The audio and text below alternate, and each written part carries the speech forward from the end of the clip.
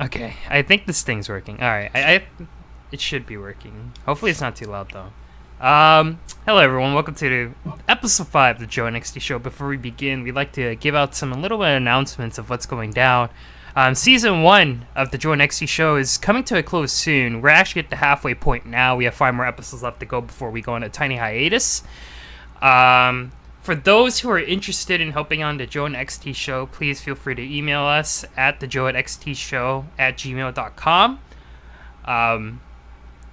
I would love to have some people around to help us with the audio stuff and whatnot, and I'm sure Joe would love it too. Although, this is once again one of those things where I'm just saying this without letting Joe know. So, Joe, now you know. A couple of shout-outs before we do begin. Once again, huge thank you to Hernandez or Laura for setting us up with amazing graphics. And another huge shout-out to the Risen Esports community, and the Rift Battles community for supporting us. Also, shout-out to the Dominion community for supporting us. We received a lot of love after the past couple of episodes. We want to give back. And happy late Thanksgiving, everyone, as, it is now Christmas time, kind of. Everyone just kind of stopped thinking about Thanksgiving now, and we're just into Christmas season already. But hey, we'll just have to wait and see. So let me do this transition. Whatcha? Hey everyone, welcome to the Joe NXT show. That's Joe to the left. I'm XT to the right. Above me, that's Travysty. Below me, and that's Protroid. Is that how you say your name? Protroid? Yes. Protoroid? No, Protroid. Not Protoroid. Everyone says Protoroid. Some people say Protrude.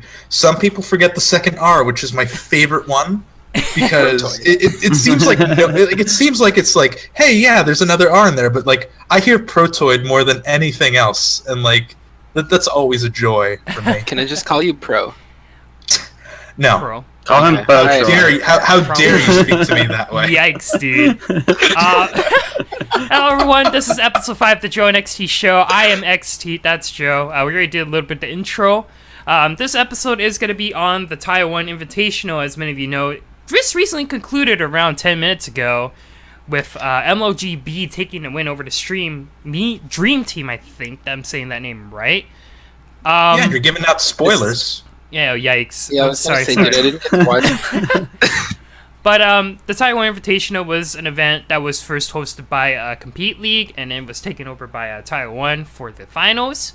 So that's going to be a bit of a focus of topic today. Other topics will include talking a little bit the preseason and also talking a little bit about just the overall state of Compete League right now, just giving a little checkup. Before we do begin, though, a little bit of intros to each of us. My name is XT. I am a content creator for Risen Esports. I'm also a caster in training. I'm working to be a play-by-play caster. I also do this podcast with my friend Joe to the right. We do this every week, although we did take a break for 1 week because we had school stuff, but we do this every week. And currently it's been a fun ride for me. I'm enjoying it too. Yeah. There hasn't really been much I can really say about myself. I cleaned my bedroom a little bit. You guys can't see it because I'm not on Skype, but on the screen I cleaned my bed a bit now. Hey, I made my bed 5 minutes ago. Yeah, you all These guys are are made your watching bedroom. me. It's pretty neat, but hell yeah. It's well done. It's well done. Oh, of course, dude. And then I like your covers. thank you. Oh yeah, look nice. Clean it myself. Not really, but to the right, I have the pleasure of introducing my co-host for the Joe NXT show, Joe, otherwise known as Randall Joe. He is a Diamond 5 ADC, not hard stuck. He just doesn't play. He wants wants to make sure that gets around to everyone. But he's currently a marksman main. He's been playing League for a while.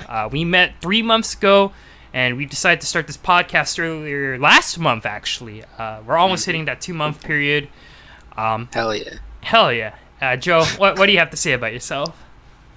You introduced me nearly perfectly. You just missed the part where I'm an admin on Risen as well, just like you. Oh, yeah. And I'm sorry. Yeah, dude, come on. You didn't tell everyone we're great friends, like you always do.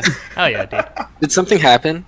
The divide is happening right now. Oh yeah. Currently, you guys might have noticed on Craigslist there's a new opening for a co-host. Joe's been cheating on me lately, so we're looking for the next Joe. If you think you have what it takes to fill up the hot dog man's role as my co-host, PM me. Just gotta be Joe. Just gotta be named Joe. To make sure that you don't. You gotta officially change your name to Joe. Well, I mean, he doesn't want someone who cheats on him, apparently. So. Yeah, please be loyal.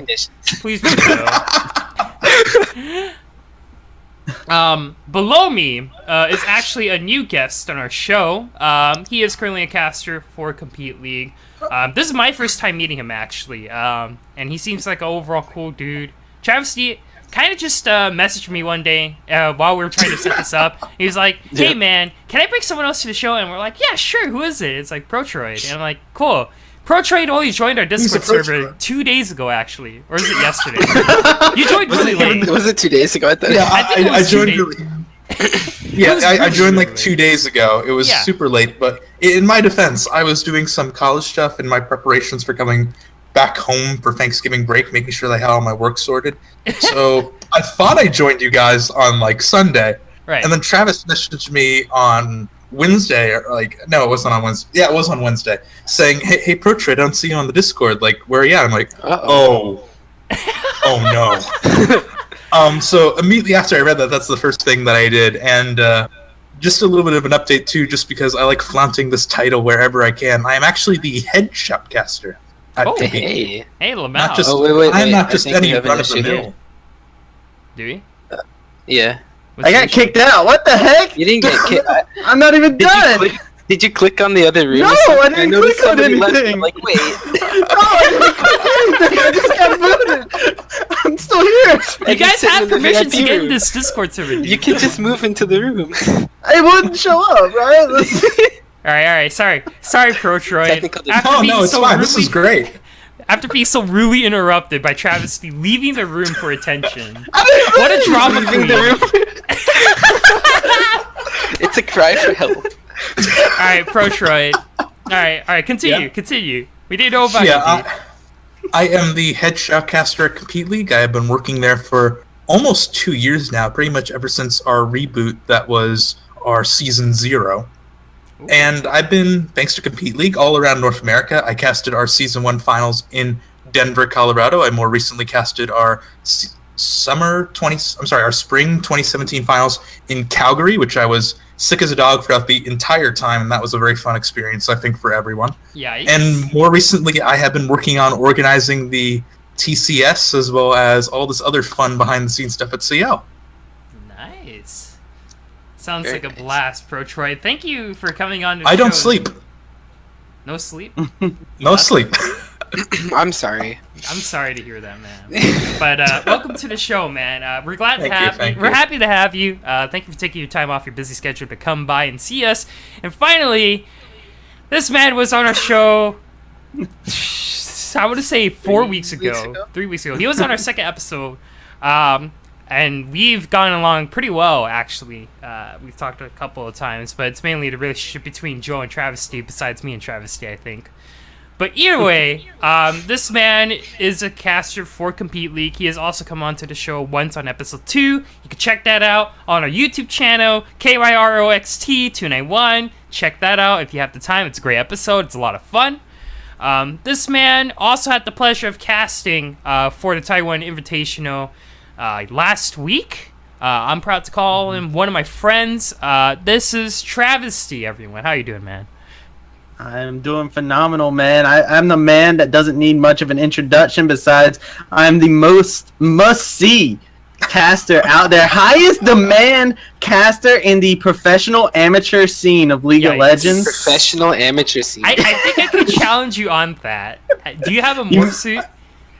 Do you have Listen, I got a Pikachu onesie though in the back here. So. Yeah, that's nothing. That's nothing, dude. It's not quite the same. But yeah, I'm happy to be back on here, man. It was fun the first time. I'm ready to bring it around the second time and make it 2 times the fun, for sure. Hell yeah, dude. And I think one of the things I have to say about coming onto the show again is that once again the overlay has changed a bit. I remember the last time. Okay, story time about episode 2. I don't know if many of you noticed, but Joe definitely does know. So before we filmed episode 2, Joe messages me. You fucking remember, man. Joe messaged me, "Hey, man, I don't think I can make it to episode 2." Because he had his family. He had his family greetings, right? Originally, episode 2 was supposed to be just 3 people: me, Joe, and Travysty, right? And Joe was like, "All right, I don't think I can make it." I was like, "All right, it's okay. We'll get you a co-host, or we'll get a replacement co-host, right?" So we got a Zilan from Europe, who plays in the Europe scene for Compete League, and he comes on the show. And then Joe's like, "All right, man, I can make it out after all." And we're like, "Wait a minute. This is tricky." So, once again, the overlay has changed. A little bit of changes this time. Unfortunately, there's no more Twitch chat. I don't know why. The Twitch chat wasn't really working for me today, so I gave up on it. That's weird. I also took away a lot of the eye candy, and now it's just our faces. Also, I forgot. That's enough eye candy, right? That is the eye candy. Yeah, that's that whole. I thought that's why you brought me on the show. I was just gonna sit here. Hey, that's why we put you on the top. That's why we put you on the top. Yeah, exactly. I mean, just look at it really quickly. You have a nice sponge. You have a nice gradient going down. It looks like a 2004 PowerPoint that I made. So, like, oh yikes! You want to see a PowerPoint? You want to see a PowerPoint? Go watch episode 1. Episode 1. Yeah. Episode 1 was great. That was when we did a PowerPoint.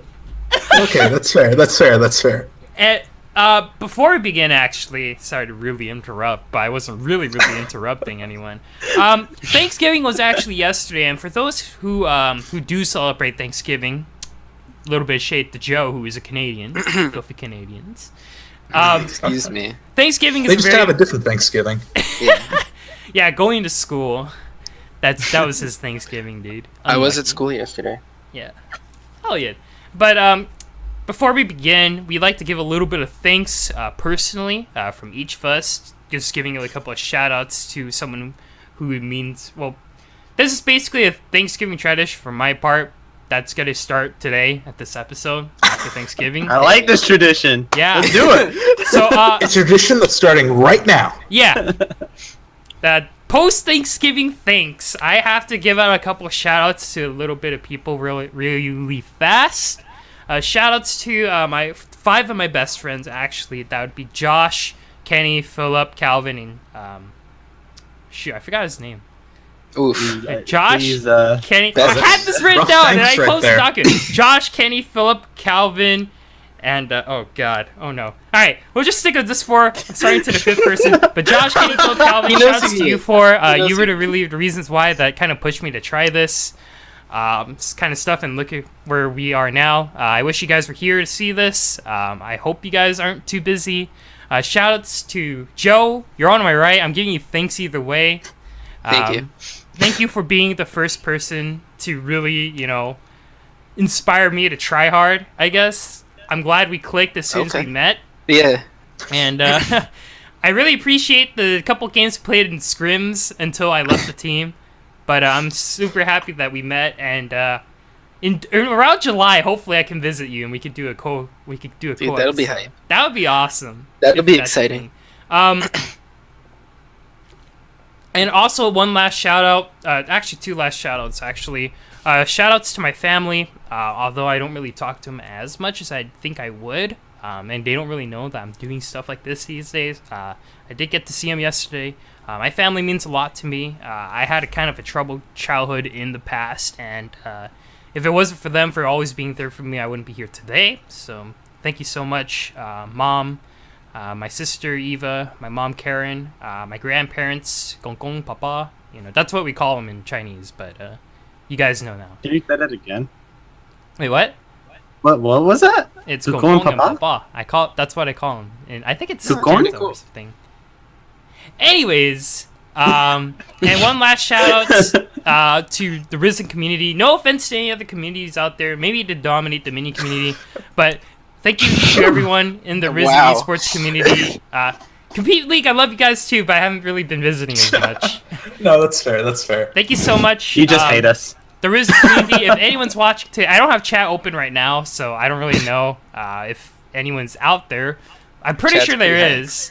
But You currently have right negative now. 4 viewers right now, I think. oh yeah, that's unfortunate. Negative 4 viewers. It's okay. Thank Feels you all bad, so man. much. Really important shout outs to some people that I talk with. Amar, Reckle, thank you for talking to me a couple of times. Although some people may view you as someone who's really toxic, I feel like you're one of my genuine friends down in the Risen community, and I'm glad that we've been able to talk together a lot. Thank you for Travy, who really, not Travysty, but I love you, Come on, man! Come on, man! We Travis, can't just President say it Travis, like that. thank you for coming on to our first episode. If it wasn't for you, man, we wouldn't really be at this point. And Travis, I love you too, man. But we haven't. You're welcome, huh? Who else do I need to shout out? I'm trying to remember off the top of my head. Team All and I'm saying is XT. that you shouted out everyone else except me and right here, right now. And granted, we don't know each other. We just met each I other think like that's 5 enough minutes for We met ago. 30 me, minutes man. I ago, think but I'm hey, droning 30 on minutes too much. ago. All right, Joe, go at him. It's your floor. The Go floor is at him. Go yours. get him. All right. I mean, our thanks have a lot of overlap. I want to say thanks to my family as well. My best friends, Noah, Harry, Christine, Isaac, XT, Zelan, Laura, just everybody who's there for me. And yeah, just honestly, the Risen community in general. Again, no hate towards you guys, you CL guys, but Oh, my experience with you guys is coaching a bronze silver open team. So sorry. No, it was great. I loved it. I just don't. do No, much it's cool. CL, I so- understand you don't know us too much. Travesty, pack your bags. We are getting out of here. Right. Shit. But I'm not ready to leave. Son, we are leaving. Your moves Yeah, so just weak. other than that, I want to say thanks to the Racing community as well, and just everybody who's a part of it. I want to give a special shout out to Jensen and Dawnbringer because they're asking for one. Oh yeah, shout outs to Jensen and Dawnbringer. Because Jensen, you're cool. And Dawnbringer, you're a meme. That's why I'm shouting you. Jensen inspired me to start playing poker. Wait, On you're the playing bus. poker now? No, offline. This poker. guy's gonna gamble literally to all his waste money time away, on the man. bus instead of napping. Yikes, dude. But yeah, All right. Well, wait. That was a really awkward silence. I thought you had more. Yeah, I didn't know where it was going. Sorry. Like, should we be thankful for stuff, or what's going All on? right, Protroid. I hope you guys are. You got any shout outs? God. You got any shout outs for this Thanksgiving special?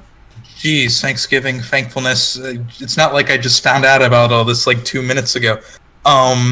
Definitely all the casters and staff at CL is the first thing that I can think of, because like it's honestly just some crazy stuff I get to do, waking up each morning and just not only working with but also memeing with them every single day. Because it's an amazing environment that I think amateur leagues really foster. Like, you are able to just get a huge group of people that are always looking to improve, not just as players, but also as organizers, as event staff, as shoutcasters, and seeing people try to improve and being there to try to help them is just honestly fantastic, and I love doing that every day. Family, like both of you already said, and also if I'm going to give one more big old shout out, I guess it's going to have to be to Mama Liam, Liam Mindmesser Slack, who is the head of Compete League and took a chance on me 2 years ago to do all this crazy stuff.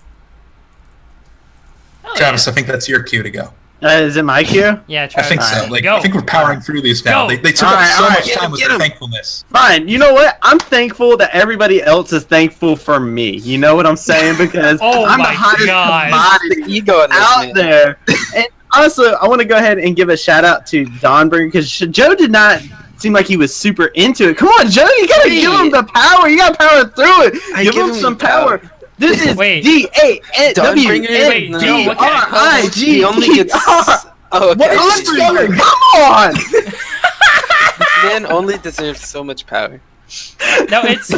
I think it. Okay, I'm gonna take a watch. I think it's D underscore A underscore Oh, baby. W underscore. I'm not adding And underscores. That's too much. The underscores are That's too spaces for much. effect.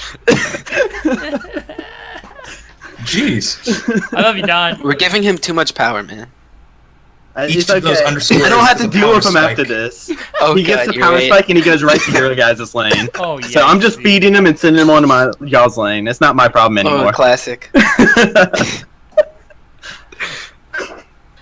Oh, was wait, another told, awkward silence. I was No, told no. at the very end that I had to give out a shout out to Circa Juturna because he's just subbed to me. So, thank you, Circa Juturna, for the sub. Much So- appreciated. God bless and welcome to the Big Dick Club. Wait a Oh, minute. Hey! I'm gonna get Isn't it copyrighted. Which channel are we now? Hold up. I think XT is the Bulge Club. Let's be honest. Bulge Club. Welcome to the Ooh, what's Bulge this? Club. Welcome to the Big Bulge Club. Big Bulge XT. Let's go, baby. Anyways, let's start today's topic. As many of you guys know, we just talked about it earlier. The Taiwan Champion Season 1... the Taiwan Championships Invitational You got so was close. recently Something the like past that. 2 weeks, and these two actually had the pleasure of being a part of it. And I think the first thing that really comes into mind is that how did you guys get the gig? Like who? that's actually who? that's actually a funny story, Yeah. and that's actually a story for me to tell. Cause Yeah, that's Protroid all day. basically what ended up happening was that I ran into Onyx Division, who is one of the fantastic moderators over on Lol Tyler. Also another person who just works very closely with Tyler. And they were looking for casters specifically. And they were initially just going to look on League of Legends Twitch streamers, say, okay, yeah, this person kind of casts, this person kind of like knows how to talk about League, but like I don't know. And basically they're looking to find like a regular run-of-the-mill streamer. And then they run into our stream, which had, I think it was Nezzy and I forget the play-by-play who was casting, but what ended up happening was that they saw them cast like, oh wow, these guys are really good, this is amazing. Then the hour swapped, the block switched, and they saw, holy crap, they have more than 2 casters. And so I just quickly pulled them aside and said, hey, yeah, we're a Compete League, we have all these casters, and through conversations like that, that's sort of how it all blew up, I guess. No one paid, like, we didn't pay them sums of money to get a hold of the Tyler One brand. Like, I saw some folks talking about it on Reddit, which, that was personally, I think, the funniest thing for me personally. Like, nah, I'm broke. Like, I don't know where y'all think this is coming from. And at the very least, when you guys actually got the opportunity to, come on to do the Taiwan Invitational, this also meant that you were going to be working with, you were going to be casting really high elo players, right? Do you know how many do you know how many teams exactly like signed up for it? Was there a sign up period for it, or was it just There Taiwan? was a lot of period teams. for it. There was a There's a sign-up lot of there. teams. The funniest thing that I personally remember is I know that my team signed up for it, and they talked to me and said, hey, yeah, Bo, you can get us in, right? I'm just like, ha ha ha, your average time and for you get destroyed. Yeah, NCSU almost got into it, and then there was a lot of teams.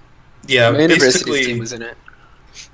yeah, basically it was a ton of diamond teams, then all of a sudden you start seeing those big names like the Spring Dream meme team. And I think even if there was a little bit more time, I think Trick2G was saying that he was going to try getting a team together, but Really? just at the end of the day, there just wasn't enough time at the end of the day. And so you guys came down to 16 teams, and Yeah. eventually, and you guys had the opportunity to cast all of them, correct? Yes, so we casted all 16 teams in the group stages, yeah. Okay. So, wow, that's something. Joe, did What was you the play? most entertaining game? We went from 12:30 in the afternoon EST to 3 o'clock in the morning, I Holy believe, is when we EST. did our final Yeah, it was thing. something like that. All right. Not bad. Because I was the one casting the last block, and that's Oh, why no. and I was up from like 8 a.m. EST to like 5 a.m. the next day. Yeah, no, it was just honestly ridiculous. I think that was one of the longest days that I pulled completely. No, I think there was 1 or 2 days during one of the live events, but yeah, it was one of the longest days that I think I personally pulled for Compete League. It was Jesus crazy. Christ. No. My actual question towards that long ass block that you just mentioned there is: was it just one person that was streaming at the Twitch, or was there a multiple people? Yeah, Just It one was person? well, It was multiple people in terms of like the group that was there. So it was our boy Opal, who was actually the streamer for said event, and he actually had a team of people that were with him. I don't know the size of said team because I just cast. I don't know the smart words. If I may quickly interject, it's like 2 people. I know Peanut, one of the folks from the my boy Peanut, fine SAIT, South Alberta Institute of Technology. And I think there was another person, however, I couldn't tell you their screen name if I could. Yeah. Yeah. That's a long time. Holy. That better be a powerful ass computer. How long were you guys casting for? So each caster had about 4 to 5 games. So each caster, and not only that, you had the pre-game. So we did a host with those 2 casters. So we did like a pre-game segment, and we did a post-game. So it was about 4 to 5 hours per each caster. Yeah. And that's only, of course, counting the stuff on stream as well, because remember, like, if you're a caster, and this is for anyone who's looking at this and was interested in casting, you don't just show up on the day and, we're talking about these teams. You study the teams, you study the players, you make sure you understand what's going on. Try to get a picture of how you think each game is going to go in your head almost, just to try to see if you can, get your best points out there. Try to figure out what you want to talk about. And everyone put in easily, I want to say, just a full 24 hours at least at the end of the day. Yeah, just this is teams and stuff this like is that. me all day, actually. Just I was notebook. I was up. I hate typing, so I just sat there and I was writing down notes for every single team just in case I had the chance to cast them. Right, because my block was mostly all. I couldn't actually just prepare for some blocks because my block was all quarterfinals and semifinals. Yeah. So I had to see the teams play against each other and get that pre-game. Yeah. And the biggest thing is that how long did you guys have to prep for this? Around a week? When did the event itself? Yeah. We had around a week to prep. We found out about the event 3 weeks in advance, I want to say. And we were able to get enough specifics, like teams and stuff, to be able to actually prep for it for like a week out or so. Right. Okay. And because with the team signups and stuff, like that opened and closed over the course of. Sure. Right. And I think the biggest thing to me is that you guys are doing this for free, right? Like you guys aren't getting any pay for this, or? No, we're getting paid. Oh, we're getting that. Well, Travysty's getting paid. I'm not. I'm getting paid. Yeah. Oh, okay. I'm sorry. I'm telling you, I'm the hottest commodity. I was trying to tell you, I'm the highest demand. We had a model going based on the donations and other money that was received from the stream. Right. And all of the casters, support staff is getting a cut. Technically, because I wasn't one of the people working the stream, quote unquote. Exactly. I will not be getting a paycheck. But at the end of the day, though, like it was still crazy to work on, and just the experience was amazing. Oh yeah, and it sounded pretty awesome. And correct me if I'm wrong, it was like the first time you guys doing something of like an event of that magnitude, right? There was at a point where you guys had at least 40K people watching, correct? Yeah, the peak that we had was around 40 people, and I would argue beyond that it's just what we run, because Compete League, like we run a lot of art, and we usually pull around like. I think the highest that we've done before this is like 200 so people. Usually we pull around 60 to 100. Good day is 150. Right. And with this, though, I would argue this is bigger than a lot of amateurs esports get. Like crazy. Like, honestly, I think this is... don't quote me on this. Wouldn't proceed to quote me on it as much as you like, I guess, because who cares if I just say don't quote me on this. But I think this is one of the largest amateur events, especially with the finals that just culminated with reaching 200,000 people. Like, those numbers are crazy. I mean, we have our own internal metrics, too, that I'm not sure if I can talk about. I can definitely say we peaked at 40K. But it was just, honestly, a crazy event. Yeah, and I think you're right on that. This is definitely one of the biggest amateur events actually ever made, and that has to do mainly with just how big Taiwan has become. Although, like, I don't think none of us know Taiwan personally, but seeing the growth of him was absolutely amazing, and I think that's basically a success story that anyone could probably do a movie about, because you're talking about a man who is just really famous for being just insanely toxic, and he's been able to turn it all around and create this personality that people are just attracted to. You gotta admit, the man has a lot of charisma, actually, and he's really entertaining and fun to listen to. Yeah. And those ads during the event were hilarious. They were perfect. The Yu-Gi-Oh ad had me reeling. Oh yeah. Oh my god. And he's just able to do these things because he has, like, he knows what gets people, interested in these types of things, which is why he's able to have a 10K prize pool for this, correct? Yeah. Yes. And that's absolutely insane, especially for what people would presume would be a one-man job from Tyler 1. But overall, yeah, dude, wow. his producers weren't doing anything. Yeah. No, like a lot of the people behind Tyler 1, like his mods, Test, his manager, like they're all fantastic. Sure, yeah. And Yeah. all of them put in all Obviously, this yeah, he definitely does have a work. team behind him. Yeah. Oh yeah. Yeah. But Tyler 1 has just been able to make a name for himself for such, like, in around a year, actually, or a year or two. Yeah, a year and a bit. I say that's really one hell of a way to turn, like, Yeah. what would be like from the permaban to like what he's doing now. He's one of the streamers that I feel like a lot of people look up to, not because of just the story, but just because of his personality. And there are plenty of Tyler 1 copycats out there, right? But he's a one of a kind. He's a one of a kind. Like, you're never gonna really see another Tyler 1 ever again, right? Like, Yeah. the guy's It's not possible. Yeah, anyone can just scream into a mic, say toxic stuff, but like, it's different when you have someone who, this is going to be weird, but cares about it as well behind the mic as well. Because like, as toxic as Tyler has gotten in the past, like, he really cares about his fans. He really cares about the people around him, and it's just fantastic to see. And that made working with them just a blast, honestly. Yeah, Tyler 1 honestly was one of the people I wish I could ever meet in real life, because he's someone I also look up to a lot too, as someone who's also wants to become a streamer in the future, but it's probably far off. But yeah, here we are. Have you guys actually got to interact with Tyler 1 in the midst of creating the event? Not really.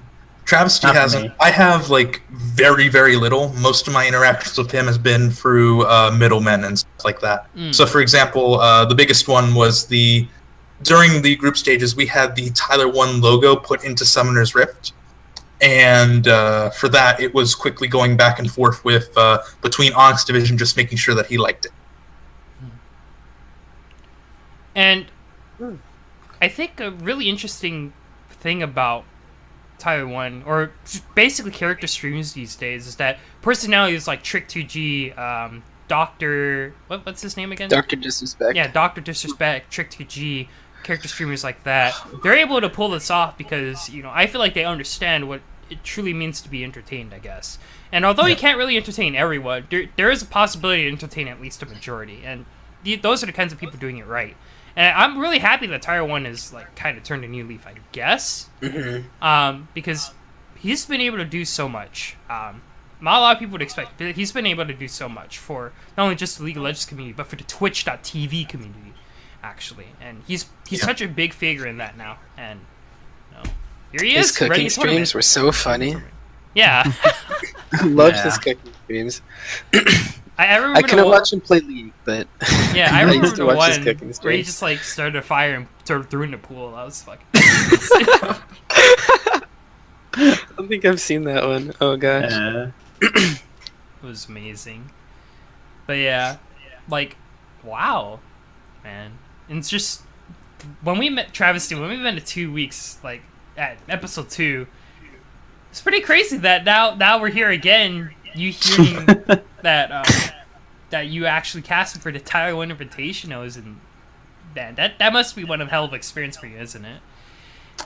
For sure. I mean, getting contacted about it to begin with was interesting enough, because it was like, hey, you're going live today. Don't suck. People are looking at you. And I was just like, oh, okay. And I went there, and then afterwards, it's just like, hey, there's this thing, and you're going to do it. And I was just like, yeah, am I? And they told me who it was. I was like, yes, I am. You're right. I am going to do it. I am doing the thing. So, I remember, like, I pulled you aside or something like that and said, hey, Travis, Yeah, that was the exact start of it. You might want to get ready for something. How's your Saturdays looking for the rest of the month? Yeah, that was the start of it. But yeah, it's a huge thing. Like, it was a huge opportunity for any amateur caster that was able to take part in it. Like, any of the 6 casters that were actually able to, and the 2 hosts that we had.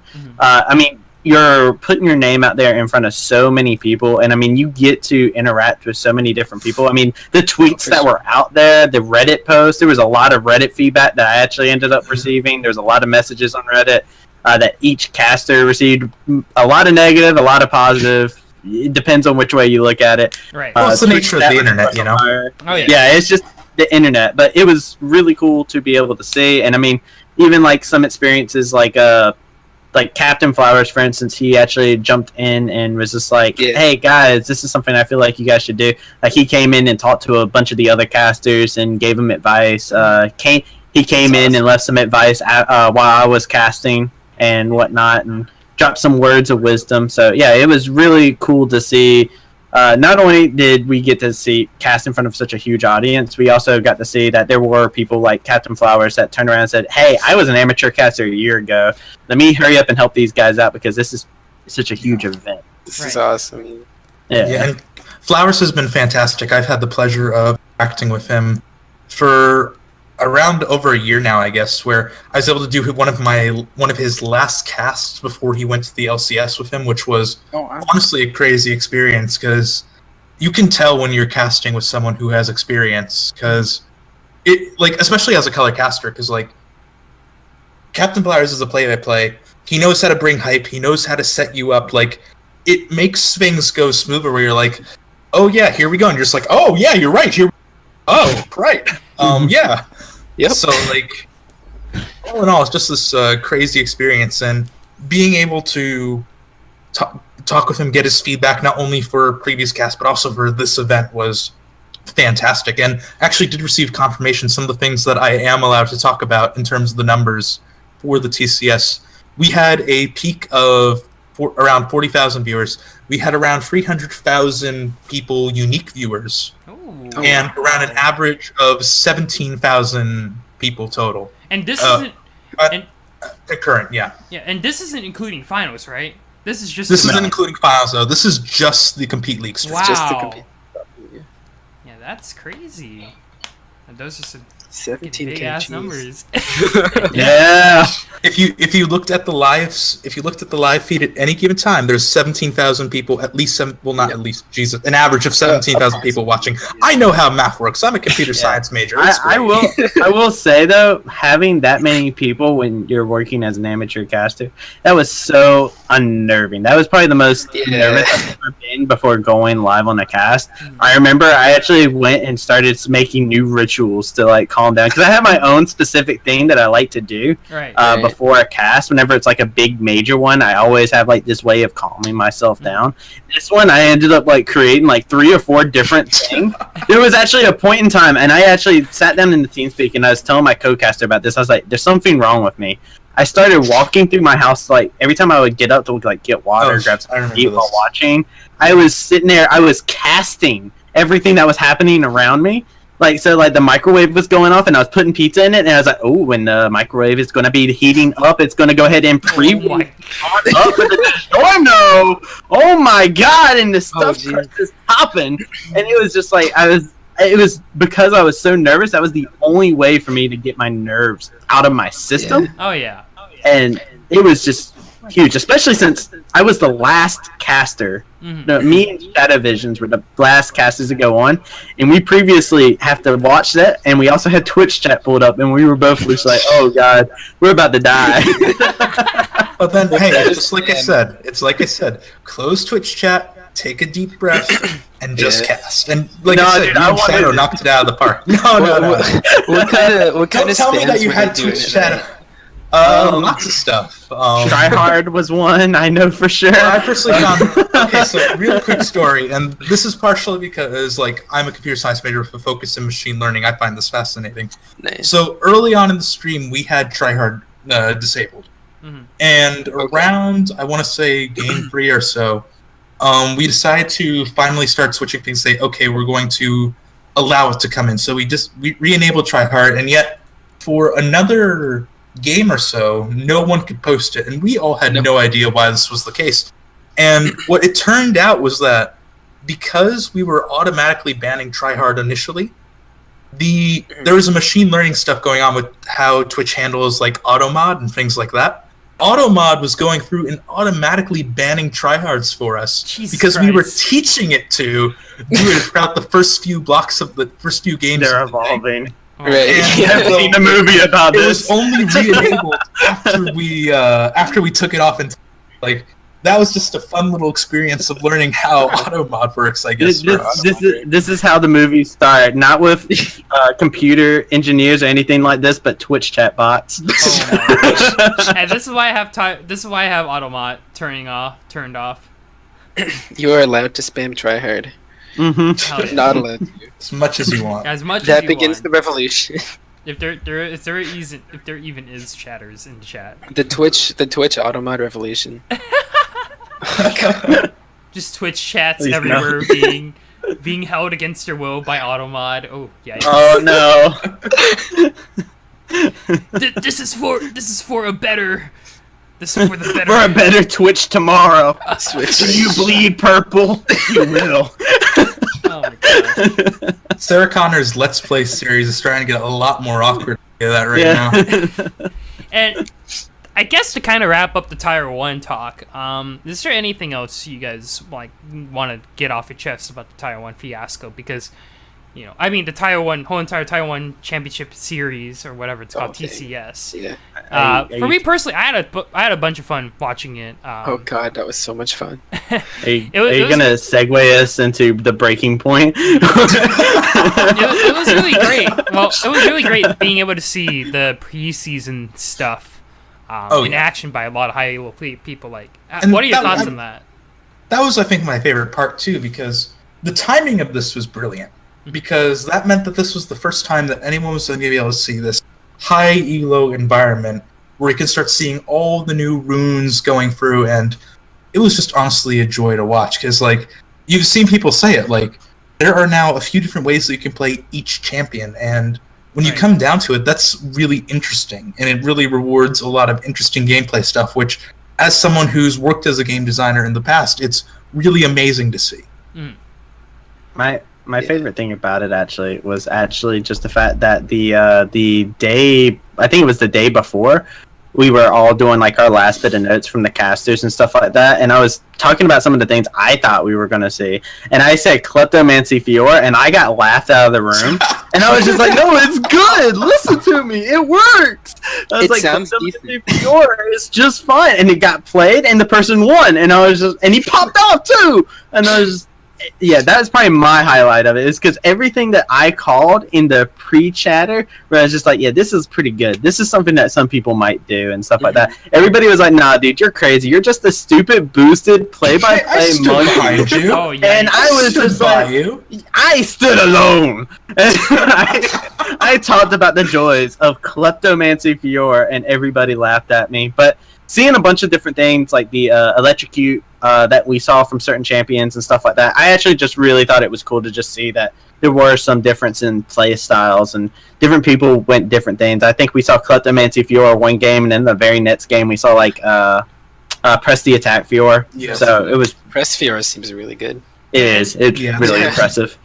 And moving on, actually, I think this is a perfect time to switch topics. Talk about the preseason. I thought we already did. Well, I mean, now we are. Now we are. Yes. Getting more into it, actually. The preseason is generally a time of for experimentation and just testing things out, seeing what's good and what's not. And surprisingly, there hasn't really been too many standouts as opposed to the past couple of preseasons. Although, like, there hasn't been, like, any... Besides Summon Error, maybe. There hasn't really been one rune that's a standout, like, this shit is... Yeah. Like, Area was busted. Yeah, Area they nerfed that. They nerfed that so hard. And it was so dumb.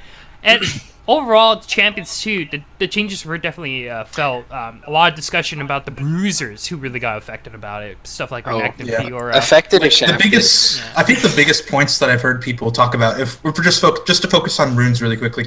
Yeah. There's a lot of other preseason stuff with Blue Essence and Champion Shards and all that fun stuff. Forget all that. Right. But That's all lame. It doesn't affect in-game stuff. Exactly.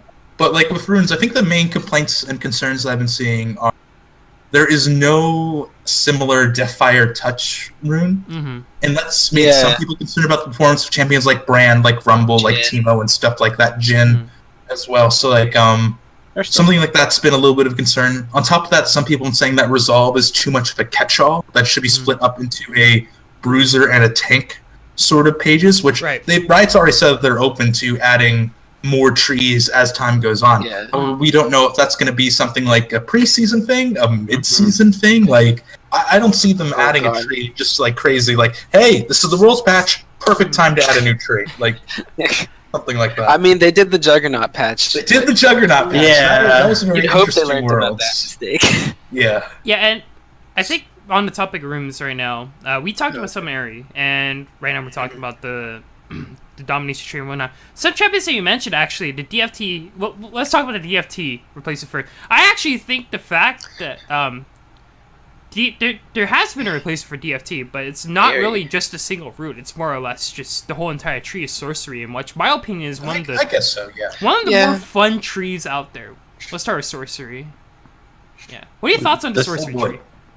It's certainly the tree that I'm most comfortable with because I am a dirty Vel'Koz main. Oh. And so as a result, I've either been sorcery Vel'Koz or domination Vel'Koz. And with electrocute. Okay. And no predator. Are you kidding me? I mean, you never know. No, you gotta have a fast eyeball. What do you? Predator. Well, I don't even know. Predator Vel'Koz, dude. That sounds scary. Predator support Vel'Koz. Just run it down lane. It's so it can feed at a faster speed than ever before. Oh my god. But no, like, I've been having a blast with sorcery. Like, just the different ways that you can just subtly change things. So, like, I know with Vel'Koz specifically, and this is something that you see with a lot of other champions too, there's been a bit of a debate regarding whether or not you want to go Scorch or Gathering Storm. Because Scorch is amazing for lane. But Gathering Storm, like, when you have games go late, you get this huge chunk of AP and you feel so good about yourself. And, like, it just becomes a bit of a varied thing. Yeah, I like Mana Flow Band, even though Yeah, actually just hell on your eyes when you're trying to spectate a game, because it's just like, if you have epilepsy, this thing's going to trip you out, like, if you look at it too long. Right. But even then, like, it's just such a good, like, buff to have to put onto your mid lane mages. And even like if you were to turn around and take this as a secondary tree, it actually works out really well because Mana Flow Band just works well on just about every champion. That's true, but I will counter by saying I haven't actually used it too much because I am a huge fan of Ultimate Hat, which occupies that same line of stuff, and having that extra at the end game, like 15% CDR on your ulti, just feels really good, especially if you're playing a low cooldown ult champion. Like, you play Vigar, can go to something crazy, I think. Yeah, you play Vigar. That's what you like it the most. You literally do a hat trick and make people disappear every 10 seconds at that point. I am triggered. As a jungle main, I'm not. A Vel'Koz Veigar play.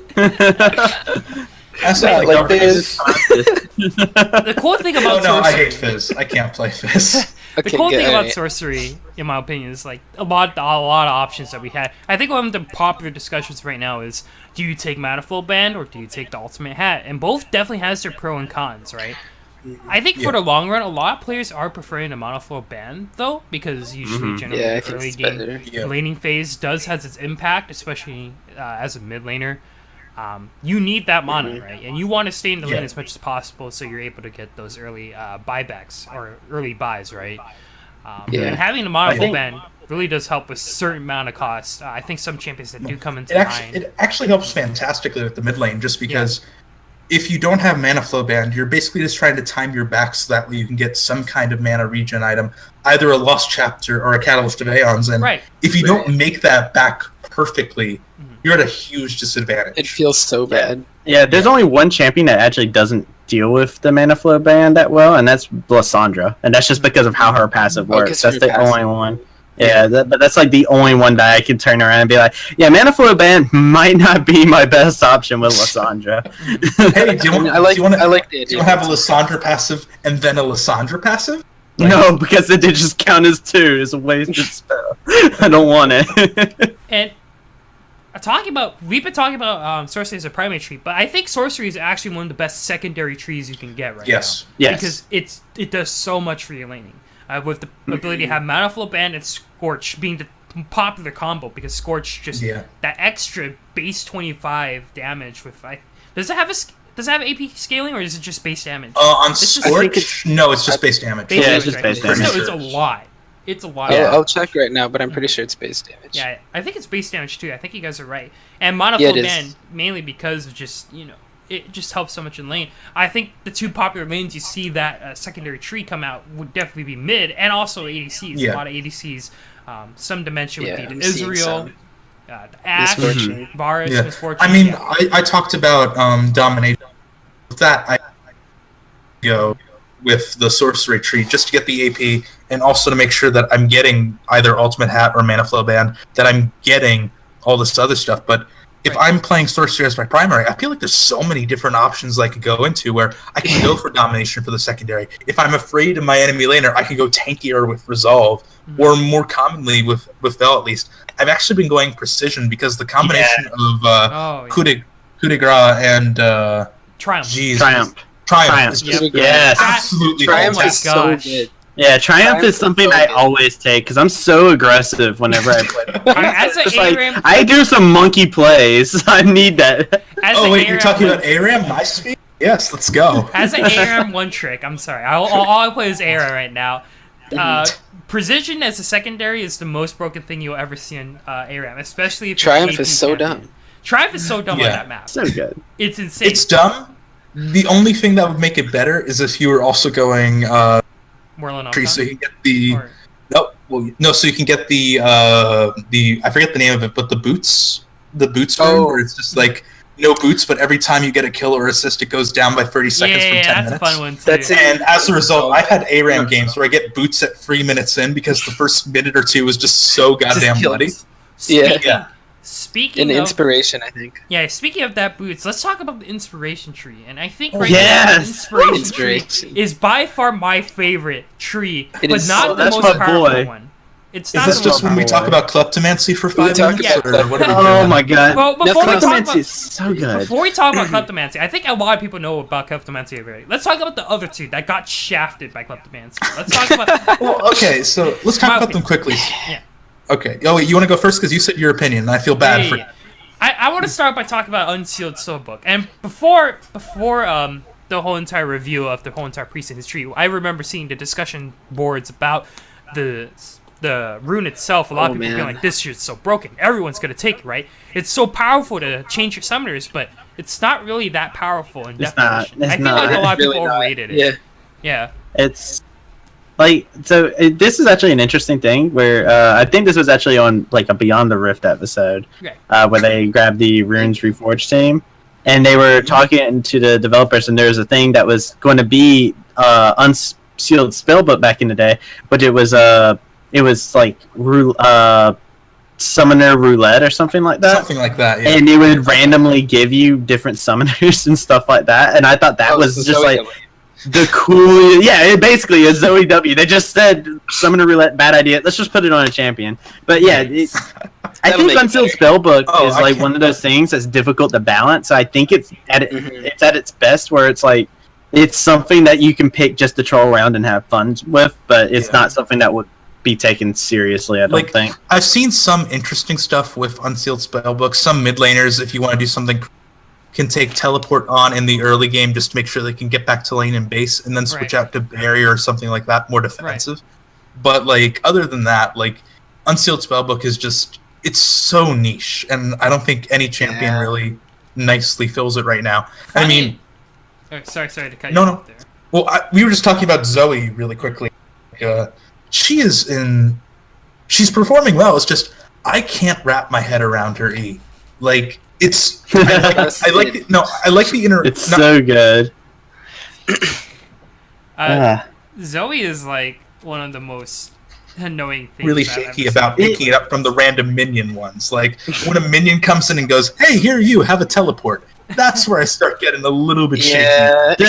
The thing that That throws was me off great. about Zoe, actually, and this is the only thing that bats me off about her, is because every time I look at her, she one-shot somebody with one ability, and it doesn't look like it should one-shot people. Yeah. And it scares me every time. So, like, I was Yeah. jungling for my friend last night, and he was just one-shotting people, and I could have ganked and gotten a kill or something like that because he would bring him down to, like, He'd just 2% kill him. HP. Right. And I just walked away because I didn't think he would be able to do that much damage. It's Yeah. insane how much she does. Speaking of Zoe, you guys have not seen True Terror until you've seen Zoe on ARAM because it's the most annoying Oh, thing God, you've ever yes. seen in your life. It is the Can you scariest miss thing.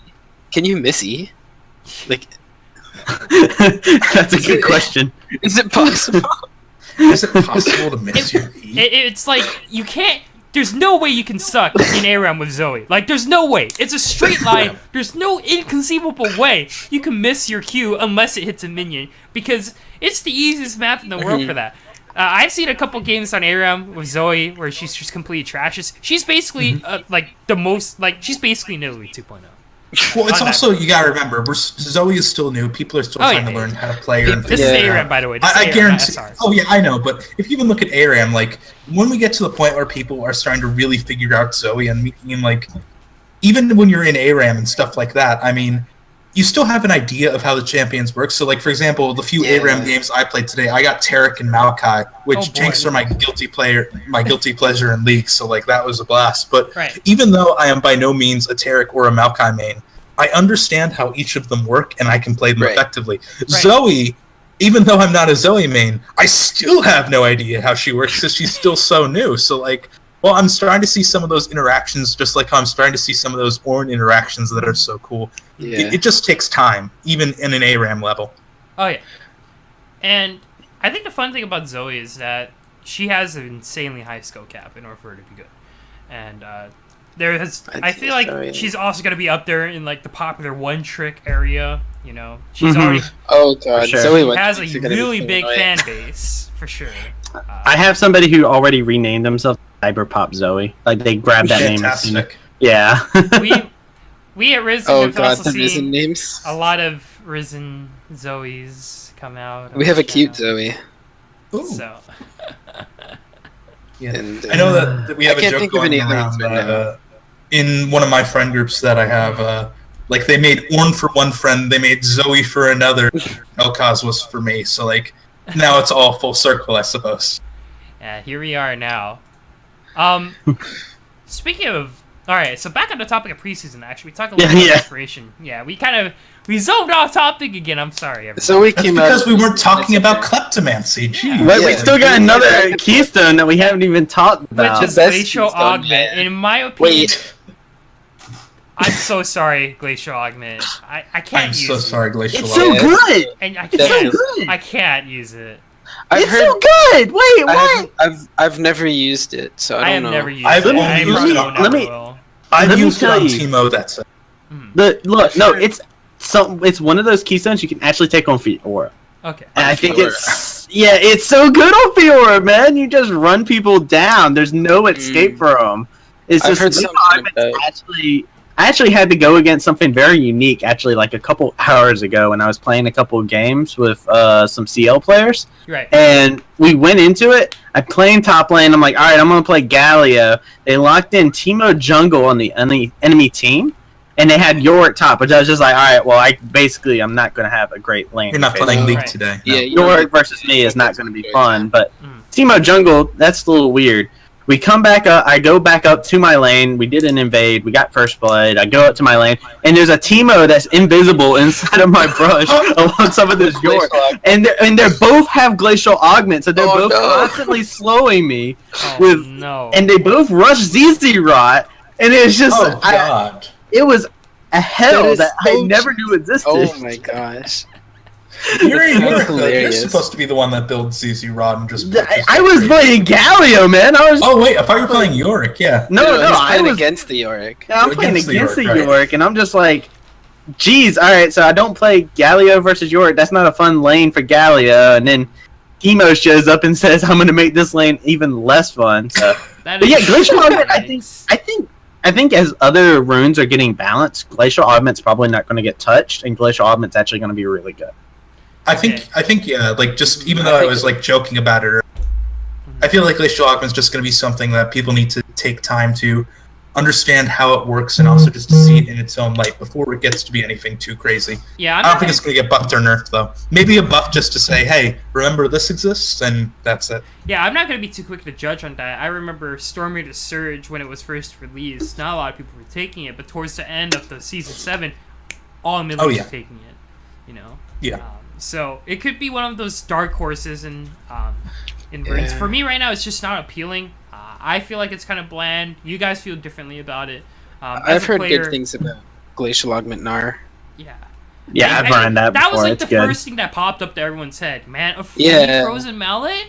You know, start off the game. Yeah, for sure, dude. But don't need to buy it then, you know. Yeah. But overall, Glacial Augment is just one of the runes. Like you said, Protroid, it's, you know, it's probably going to be one of those runes just going to pop out of nowhere. And it's, you know, it's takes Sleeper time. OP. It's only in the middle of time, you know? Once everything else gets nerfed. Yeah. All right. The fun one. Who wants to start it? Who wants it? Yeah. Ezreal. Oh my god. Let me talk about Kleptomancy. Oh, All right. Let me tell you about Kleptomancy, because I've ran Kleptomancy on, I think, every champion now, it feels like. I've ran it on Gnar, I've ran it on Urgai, I've ran it on Draven, I've ran it on Fiora, I've ran oh my gosh. Fiona, I've ran it on Draven Bard. Kleptomancy is actually hilarious. Say quickly. That's, oh god, no. I already hate Draven because he already gets so ahead with gold. That was actually such a fun experience, let me tell you. But Like, do you know how Kleptomancy Draven works? Your W resets every time you catch your axe. Yeah. So you hit W to go in for the trade, get the Klepto proc, catch your axe, your W can go on again. It's so mana hungry, but it's fantastic. It's so much fun. Draven. And it doesn't matter because you'll just get a mana pot with how many things you get from Klepto, and then you have full mana again. Yeah, it's just, it's so good. I love it. Kleptomancy is probably the most fun. Just give me another reason to hate Draven. It's just the most fun keystone. I'm sorry, man. Listen. No, I already banned it. Like I was saying earlier, like it's one of those cases where there's different play the same champion, like Klepto Draven, then there's press the attack Draven. Heck, you can even try to feed footwork if you want to try to pursue people. Like it's crazy. And the thing about Kleptomancy, fun fact about Kleptomancy, it used to be triggered on spell proc. You didn't have to auto attack for it. That was that was the most fun iteration of it, because anyone can run Kleptomancy, and you didn't have to have the auto attack requirement. I think there was a time I was playing on PvE, Kleptomancy Pantheon, just spamming my Qs. Oh, God. I got like 4 mana pots in a row, and they couldn't do anything. That's actually terrifying. This was before the summoned Aerie, by the way. It feels really nice to have green wards again. Yeah, definitely. That's what makes me the most happy. And I will say this. I will say this. Kleptomancy is not OP because of how it works. Kleptomancy is OP because of how it's viewed. And it's the most visually responsive rune out there right now, because compared to all the other runes, you feel its impact in Kleptomancy. That's something that rune can do compared to all the other runes, in my opinion. That's why it's other runes have some kind of visual. The first one that I immediately think of is Comet, just because Arcane Comet, because you throw an ability and then all of a sudden, and like it's crazy visible, but at the same time, though, something different about this feedback loop that's inside of Kleptomancy, where you are, especially on Ezreal or Gangplank, where you are using your Q, you get a pot, and you go, oh, look at that, a pot, that's great. Oh, look at that, a sack of gold. Oh, look at that, a skill pot, or whatever, now that I can level up early. What's going on? I have so much money. So, like, honestly, it is... I know I joked about the blue essence stuff before. It has the opposite problem of the blue essence, where like people think it's so powerful because it is so visible. When in reality, like you were saying, it's not that overpowered. It's pretty decent as far as I think it's so pretty balanced, visually responsive, and you know what's happening. Like everyone, I'm pretty sure we all share this feeling. when we get that Kleptomancy proc and we see that It feels giant so coin good. pop up, it's like, Yeah. oh, And I get I those 2 made sacks a of gold in my gold. inventory. Oh, Hold me, One hold auto me. attack nets you 80 gold. Jeez, yeah. that's amazing. love me some gold. Woo. It's And man, it's like there's no other rune on the level of visual responsiveness as Kleptomancy right now. You know, even when Summon Airy was like completely overpowered last patch, it was still like people didn't want to use it because it's like you just send a midget to like at someone and just like just did more it's like- damage. You know? It's like Kleptomancy to me is like, you know, the meme where it's the Dexter's from Dexter's secret laboratory where he's he's whispering into the girl's ear where he's super popular and stuff like that, and he just whispers one word and all the girls faint. All he has to whisper is Kleptomancy, and that's me. I'm all those girls. I just flail over backward, legs up in the air, like I haven't Kleptomancy seen for this me. excited about a league thing since Redemption came It's out. what, so, oh, dude, Oh, yeah, that's true, like- dude. I went off about Redemption. So You still do. I'd still Redemption is such a beautiful item. It still gives a great item. it. Well, here's the thing about Redemption, and it kind of links together with Kleptomancy. Right. It is when they did all these new items and brought in all these new items. Redemption was the one that showed the visual response for what you were actually doing. It was such a unique item for it when it came out, especially. And then the fact that you had this little AoE circle is very easy to read. You see the impact that it makes. You see the heal that it puts out.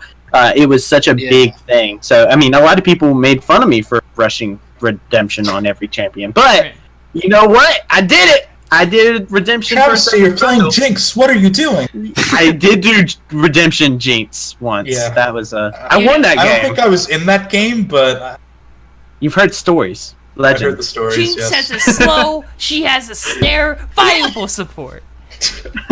That's actually me every time a new champion comes out, by the way. Like, when Talia came out, I went for like a whole month of playing nothing but Talia support, just trying to make that work. Found out, really hard to do. Pretty Hey, bad. shout outs to my boy pretty Dylan bad. for rocking the Talia jungle, Talia at a jungle? point. Oh Jeez. no, man! You had to see it to believe it. That's fancy. That's That was fancy. I love it. amazing. It's something else. Moving on, I think that's a bit okay. One last thing before we talk about another set of runes before we conclude today's podcast. But future market. This is Oh, another boy. interesting topic because a lot of people perceive future market before preseason as the most broken keystone or the rune to come out because you're allowed you to Yeah. buy stuff early, right? What are your thoughts on future market as it is now? Because Too real. Too It's real. I love it, Yeah. honestly. We're No, bringing real life no. over here. Yeah, it's getting too real in here. I can't take that kind of stuff. You tell me I'm gonna go in debt in game now? No, I'm not about that. I'm already in that out I of game. can't- Now in game 2, come on, right? I'm trying to escape this crap. I'm never running that. What the hell would Can't escape anybody your want debt, that? man. Like, You honestly, can't escape your debt. if it's used well and effective, then yes, it's insane. Because especially if I think ADCs most commonly run it in other carries, just because you have the capability to say, "Hey, gosh darn it, I'm 200 gold away from getting my Infinity Wait a Edge. minute. If only I could wait a minute. I can have negative gold." Mm-mm. and Nope. it's okay. It's a If you get- fantastic environment. all right, it's okay. The complete counterplay to future markets to make sure you have a bag of gold from Kleptomancy first. So as soon as you hit negative, you immediately hit the button. And it's like I never went negative. Yeah, I was never in debt, I swear. That's the equivalent of like the kid who used to go to school and be like, "Hey, let me. I don't have money for lunch," and then like he gets his friend to pay for lunch for him, and then he turns around and says, "Oh, I'm still hungry after getting lunch," so he goes up to back through the line, picks up an ice cream bar with his own money, and then comes back. Yikes. And Like that's. Some friend. It's even to get me an ice cream sandwich. yeah, Jeez. future. I want ice cream. I wanted Come a on, hit me fudge up. sickle. Yo, Joe, is there ice cream and where you at? Like when I come over, will there be ice cream? Is there ice cream in Canada? Yes. If you walk outside, yes, it's all over the place. Not yet, not yet. It's not snow. Give it like 2 It's weeks. ice cream. Not in Toronto. In other parts of Canada, yeah, but not right. here yet. One last keystone I'd like to talk about, or rune page I'd like to talk about. Sorry, the Resolve and Precision. I think it's pretty apparent that Resolve and Precision right now, they're pretty set. They're pretty set, and they have their OP moments and they have their underpowered runes. And I don't think we have to talk too much about it. But before we move on to the domination tree, which I really want to talk about here, what are your thoughts on Precision and Resolve for as trees right now? What do you think? I mean, I already said what I thought about Resolve earlier. It could be split up into two different things, one for bruisers, one for tanks. Right. And that's the only big change I can see happening to it. Like, other than that, like, they're both good trees. Yeah. And I actually think Resolve is actually really good. I think like the offensive stuff it gives you, it's a good secondary tree. And not only that, like Guardian is so good right now. It's actually what I've been running on Ivern and whatnot if I ever play Ivern. Also, if I ever play like something like Janna or something like that, I'm actually also picking up Guardian currently just because I enjoy the shields that I'm able to put, and I can put Revitalize together with that, where it makes the heals and shields I cast 5% stronger and increase an extra 10%, I think, if I'm low HP. But yeah, it's one of those things where Guardian's just phenomenal, and it works out so good for the kit. By the way, I think Bo died again. Yes, I think so. I heard the Yeah, sound. he got kicked out. But no. Well, Thank you so much. Yeah. heard that he got wow. They kicked you out too, Bo. Yikes. Guardian's next. Yikes. Guardian's good, and Aftershock's actually really good right now too. I think that one's Aftershock, Leona.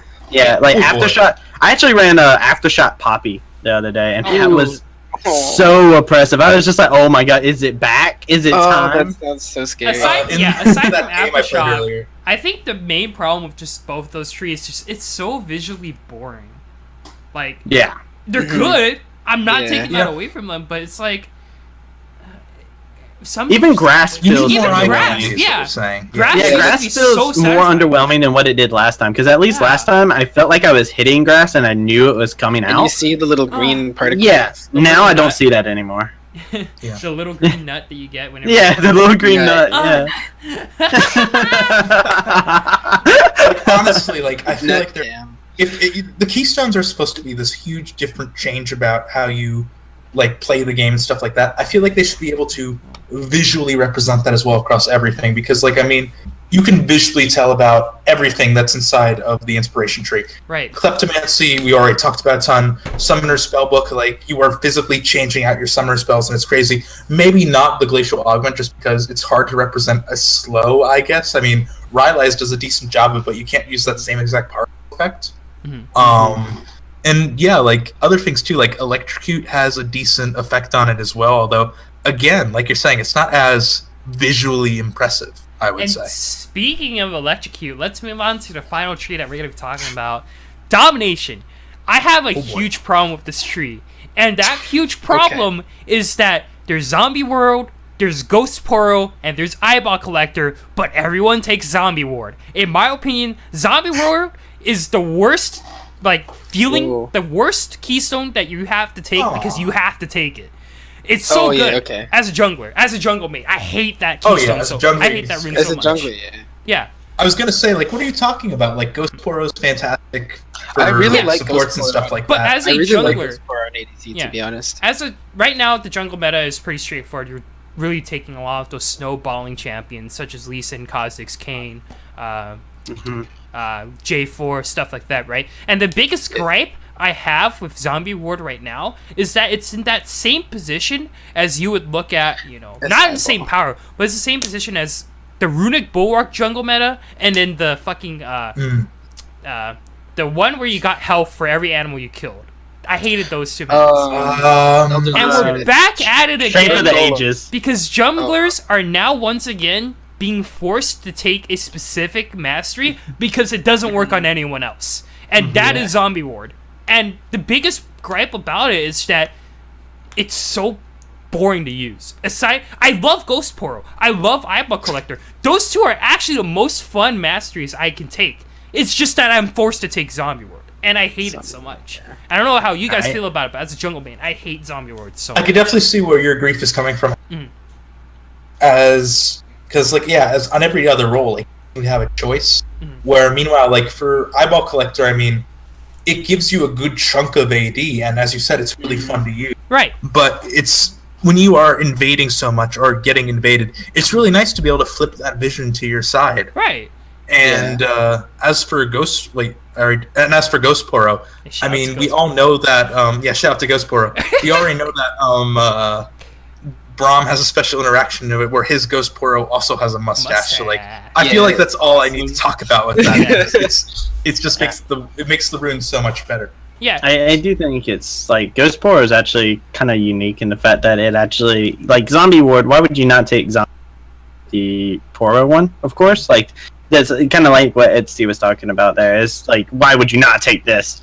But I mean, it at least it has its uses in other other game types and whatnot. Like if you put it in Twisted Tree Line, which is the long forgotten map, you could take that and in a game mode where there's no vision, that's actually pretty strong in that one. And you can even take it into ARAM as well if you wanted to, and that's just something that you can also take in that where I think most people will probably take Eyeball Collector anyways, just because you're killing champs left and right. If Eyeball Collector really early on give you Magic Pen and Lethality when you yeah, that's how it was at first. It would give you now it just gives you pen. more, but like I do want to say actually my favorite thing about Domination is actually just the sudden impact though. Oh yeah, I love sudden impact. Yeah. Okay. Talking about Domination, the reason why I'm saving this topic for last is because I'm being biased as a jungle main. Domination right now is hands down probably the best tree for junglers. You know, easily, yes. Oh, for sure, yeah. Like 100%. You have all the junglers are assassins right now, so hell yeah. There's no way you don't want to take stuff from them. There's no way you want to not take Dominate. You have to take Dominate. Like, son, it's made for jungle, and that's my little gripe about it. It's a tree I feel like it's made for jungle, but you don't want to admit it is because there's Electrocute. And Predator and Dark Harvest. Predator both and Dark amazing on Harvest junglers. They're so good. Yeah. You know, you don't really see yourself taking Predator and Dark Harvest if you're not a jungler, right? In my opinion. And Electrocute right now is just a weaker version of Thunderlord's Decree. You know. Yeah, I mean, I definitely agree with like why they nerfed it. Like, it was way too easy to proc Thunderlord's Decree, and now that it's unique spells or auto attacks, I feel like that makes it a little bit more balanced. But as you said, like, it doesn't feel as good. Yeah. At the end of it, it's, in my opinion, like, Domination it looks like such a good tree, but it's just, it feels so terrible to take it. Because aside from the keystones, it's like, you know, you're basically, if you're a jungler, you're basically forced to take sudden impact. If you don't, then you have to take cheap shot most of the time. You're forced to take sudden impact because it's so good right now. Like 10 lethality or 8 magic pen. Ooh, give me that any day. I will take that with a heartbeat. The second tree, you have to take basically. You're basically ending up taking Zombie Ward because Ghost Poro and Eyeball Collector are nowhere near the level of Zombie Ward. And the third tree, oh my god, the third tree. Like, oh boy. What do you do with the third tree? You either get ability damage heal, you get movement speed, or you get active item CDR. And it's like, none of these will help me, but I'm forced to take them anyways. And if I don't take them, and if I take them secondary, then they miss out on the extra damage for ganks. It's like, what do you do? In my opinion, my thing.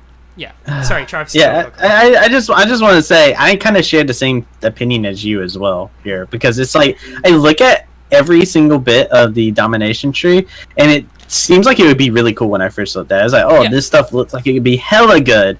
And then I look at all of them, and I'm like, all right, I'm going to take Sudden Impact, Zombie Ward, all the rest of these are crap.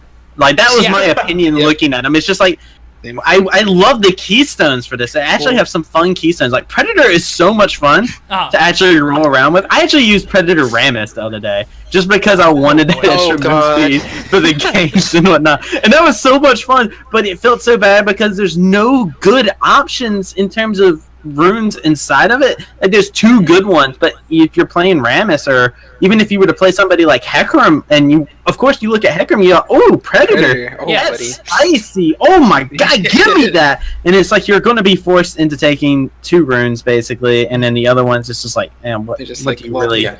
It's just want to take? compensation. It's kind of... It's I don't It just like the tree. exists. I think, and another thing I hate about it is when I look through them, I don't know if you guys get the same opinion. Out of all the other trees, I can tell every single one of them apart by looking at the page. I don't know, there's just something that makes me feel like that all the pictures are just so old. If that makes sense. Like, all the rest of them look so No, new it's the same. and I think nice, it and I makes sense. understand them. But I look at Domination, and I look at, what is it, Taste of Blood and Ravenous Hunter, and I look at both of them, and I'm just like, okay, that looks like something from back in season 3. Right now, there's a lot of attention towards the Resolve tree, the Sorcerer tree, and all the other 4 trees. There's a lot of attention to them because because they're so good. There's a clear, there's a Yeah. clear just rune that you want to use. But I feel like there should be more attention to Precision. Dominate, because I feel like Dominate needs the most help. If Riot needs to balance the runes, I feel like they need to tackle Dominate, because that is basically the most underwhelming rune tree you can take right now. Because they're at a good start. They added some Predator buffs, which is awesome. Predator's fun, and you want to feel good using Predator. Right now, the payoff for it though is really not that great, because you don't get it immediately. You have to wait to get boots first. Yeah. And then you can use it. Yeah. As of every other single rune does not have this requirement. There is no other rune in the game that forces you to buy an item for it to work. Maybe some could say Glacial Augment, but you have a passive for it first. Right? Yeah. Right. So if there's one thing, Predator needs to feel like it has to stand out, because there's a cost in order to use it. That's the first thing. Electrocute, I feel like, needs to be more visually appealing. That's the first step. Yes. It needs to be that big Yeah, oomph, that's true. right? I want to see a giant red lightning bolt coming from the Yes. sky and annihilating them. The color scheme is perfect. It's just Yeah. you can't notice It's it. beautiful. Yeah. It's beautiful, right? And dark. Like, I feel like the particle effect is good. It's just Yeah. so small. Yeah. Like, It's just not. Yeah. make it need bigger. Make it come off the top of the screen. Like, you remember the Earth kill Just do takedown Thunderlord things? animation with Yeah. red. Look. Yeah. That's all I need. Yeah, exactly. Make it red. And That's all I need. Thunderlord's already felt bad enough to get hit by before.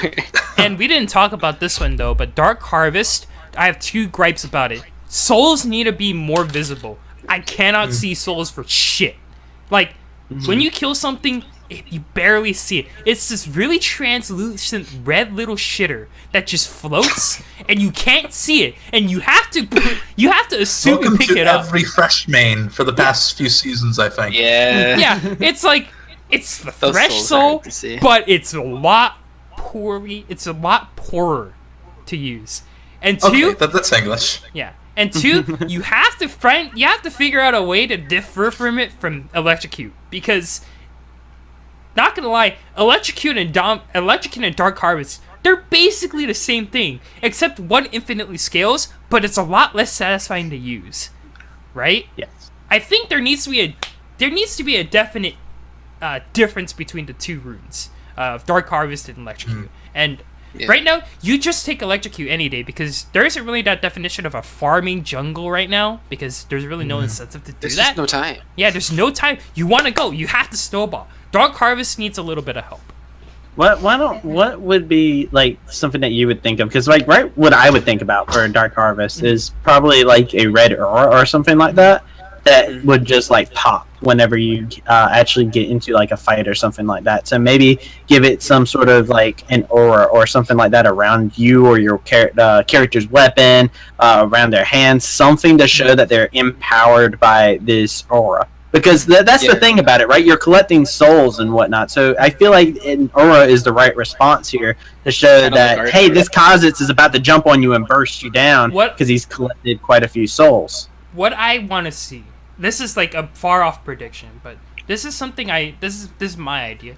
Why not just make Dark Harvest scale with on hit per hit, as opposed to getting a soul would get a huge chunk of damage? Why not just give it a little bit of passive on hit damage, and then it does infinitely scale, but a lot less than you would think. Did I just disconnect? No, you're I don't think here. No, you're I good. don't You're good. think You're so. good. I think we're fine. I think I want to try to make I think Dark Harvest, what I would like to see is kind of make it an on-hit kind of spell, as opposed to just one giant chunk of damage. That's I just think it's not visually appealing. That's my problem. Like I think like I like your idea because I mean I would love to be able to play Kindred again. That'd be fun, and that would definitely be something that'd be really nice for Kindred.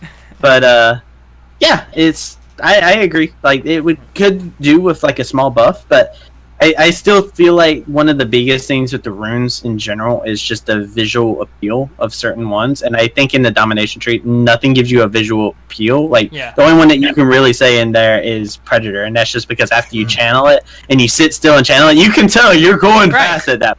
Yeah, you're fast as fuck. You know, of course you're gonna go. My one jungle game on this patch is Predator Lee Sin.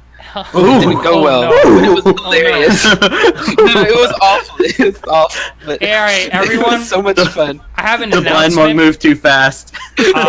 So, due to conflicting ideas on the Joe and XT show, we're actually now officially looking for you, Joe. I do not condone Predator Lee Sin. Come on. And I hope no one ever does it because I don't think it's good. To be fair, we were trolling. So. Okay, to be fair, you were trolling. You should have said that. We were, yeah. It was a fun. That's how you start your conversation. Yeah, but I mean, me playing jungle is already trolling. So. Oh, what a meme, dude. What a meme. What a meme. Oh, jeez. Yo, you know Tristana jungle is a thing in Korea? You should pick it There's up. a lot of things that I think in Korea I'm not touching. Are you trying to put me in the jungle now? Oh no. Yeah, man. I want to see Joe in the jungle, dude. My one jungler that I can play is Elise. Yikes! Wait, was it because of Dylan? Is it because? No. Okay. I've played her since season 4. Wow, dude, we have another Elise one trick. Yikes! No, I'm kidding. I love you, dude. I used to play Elise back when she first came out. I used to play a lot of Elise actually in the mid lane. I was one of those guys. I was just like, yo, Elise in the mid lane, I'm gonna make this work, and I would just like cocoon 100-0 people. It was great. All right. Well, before we wrap up the preseason conversation, is there any last comments you want to say? Just kind of just wrap what we just talked about. We want to see more visually appealing things about runes because there's really, compared to last year's runes mastery system, it just feels a lot less appealing to take them right now. Unless you're taking Kleptomancy, which is kind of fun. Kleptomancy. Just those are all my comments. I like Kleptomancy. It's a lot of fun. Give me visually appealing stuff, and what I mean by visually appealing stuff with Dark Harvest, make the fucking character just go Super Saiyan, okay? Just make them they can charge up. Make them have a Predator charge up where they could just instead of doing the cast time for the speed, they just charge up and go Super Saiyan and fly into the lane. That's what I want to see. Let me get Super Saiyan. All right, new buff to Dark Harvest. You gotta go through walls, and then you gotta do your next hit will deal. And then you're Kane. And then you're Kane. You're everyone's Kane now. You have an option to put your hands up, and all the rest of your Kane. players on your team put their hands up. You can charge up like a Dark Harvest bomb, you know. Yeah, and all right. So before we conclude the show, I want to check up on you guys. What's Compete League got in store? What's coming up? Why should we go? Lots of fun stuff. We have finals coming in really, really soon for each of our leagues from Bronze and Silver to Elite. And next season, lots of exciting stuff in terms of the new Premier Leagues, new crazy stuff, which I can't talk about yet, which shames me. Okay. There's actually it's actually next week is going to be semifinals for every single team. So every single Premier League and the Elite League are going to have their semifinals, and then the next week is going to be finals. So that's going to be actually very big. I will be casting over in the Elite, so I will be one of the casters. I will be the play-by-play that will be guiding us over there, and then so. That is really big. There's a lot of teams that are going on right now. A bunch of first and second seeds are going to get their play time now. And I always love playoff season just because it brings out the best in the casters, I feel like. Because all the casters are just on their A game. Even if they're not casting the finals, they're always like, hey, here's the notes from this team. This is every single note I've taken from this team throughout the whole entire season. And they all just work together pretty well. It's an amazing to see all the time. It's awesome. Yeah. Cool. So that's Compete League on what they got. So if you guys want to check them out, they have a Discord server. They do have a subreddit. They do have a what's Twitter. the last thing? Twitter. Yeah, they have a bunch of social media YouTube. stuff. We got all the socials. We have got some links everything. below in the Twitch if you want to check that out. Otherwise, when you guys watch the YouTube VOD, there'll be more information on that. Joe, you got any closing thoughts about this? I'm excited to watch our Risen boys in their semifinals. Ooh. Best of luck to them. Wait, are you guys Yeah. are you guys in your semifinals as well? Yeah, they're in the D Plus Premier semis. Nice. That's kind of crazy how that all like we're kind of closing up about the same time, both of us. No, the Risen season is like we're starting our next one in a couple weeks. I mean, Oh, the Risen jeez. team, Mhm. the Risen Best team of in luck. Plus Best of Premier luck. is Thank you. in the semifinals. So overall, lots to look forward to. Thank you so much, Protroid. Thank you so much, Travysty, for taking your time to come on to the show. Sorry that we had to do it so late because of the Taiwan Yeah. Invitational. It happens. I'm glad you guys have had time to come on. I'll spend any night with you too. Don't worry. Yikes! Yikes. I don't know how I feel about that. I wanted to say thank you, but Now it just feels awkward. I don't know. Yeah, nice Anyways. meeting you both. Before you do conclude the show, a couple things we need to talk about. Next week we will be having another episode of the Joe Nexty Show, same time as usual, around 7:30. We won't be held back late this time. Hope not. And after this, we're gonna actually tune it over to our friend Hypertension, who's gonna be doing a Risen. I don't know what it's called, but I think it's Quiplash. So either way. Yeah, we're playing I believe. Quiplash. Anyways, I'm XT. That's Joe. Sorry for the abrupt ending. We actually do need to go right now. So goodbye, everyone. Wave as it does slow transition. Wave, everyone. Wave. Goodbye, everyone. We'll see you all Faster. Oh my gosh. later. And we're out. Oh, I didn't mute us.